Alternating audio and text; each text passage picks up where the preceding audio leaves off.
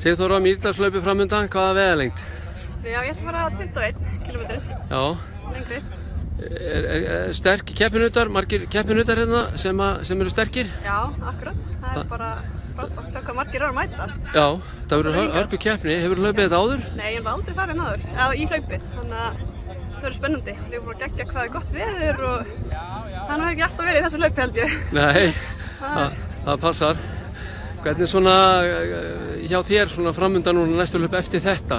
Já, ég stefni að fara á Hengilinn. Þannig að já, ég er að taka svona nokkuð uthverflaup núna fram á það ég ætla svo bara aðalega kannski keppa á götunni. Já. Þannig að ég er svona aðeins að leika mér núna þannig til að maður fyrir svona, já, vera að koma mér hraðan aftur eftir smá hvíld og svona. Já. En þetta er allavega aðstæður frábærar og þetta er skemmtileg hlaupaleið þannig að þetta lítur bara mjög vel út. Þetta er bara þvílík leið sko. Horfa hann í kring og bara spennt sko. Já, frábært, takk fyrir þetta. Já.